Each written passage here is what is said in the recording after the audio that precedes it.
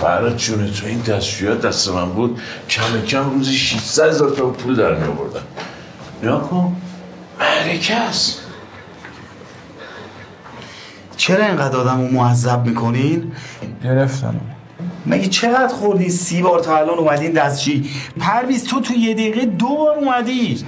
بابا عروسی یه شب دیگه. واسه هر شب عروسیه. جان هر کی دوست دارین دیگه نخورین. شب رفتیم خونه هر کاری دوست داشتین بکنین. جلو دوربین 2 بار شاباش بدیم بالا سر دوماد، بقیه‌اش هم بالا سر بابا. پرویز دهن دین سگ بو میده. چه اصراری با این وزن، با این هیکل، از این سر تالار تا اون سر تالار، هر کی میاد میدوی سمتش رو بوسی.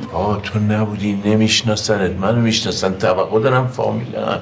عادی هم نمیبوسی، تاپاله میچسبونی. اورانگوتان مردشور اون ابروهای پرپشتتو ببرن. چرا از اول عروسی به قاردشلی خیره ای؟ دنبال چی میگردی؟ میخوای بزنیش؟ چی داری جا به جا میکنی؟ اینا مال شاباشه، بر نداری بذاری جیبت ها؟ بله چشم. منوچهر برادر منی، چه مدل رقصیدنه؟ هر بار تو میرقصی کل تالار میچرخن ما رو نگاه میکنن. نکن داداش من. پاشنه کفشتو بکش بالا قربونت بشم. 50 سالته، همه چیو که من نباید بهت بگم که. چندو میشه؟ گمشید بری سر میز بشین، خالیه تا من برم بشاشم ببینم چه خاکی بریزم سرم.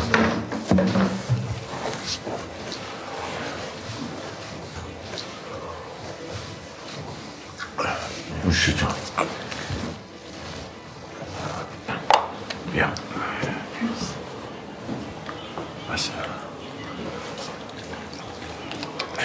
اینا رو بده من تو طبق بوده.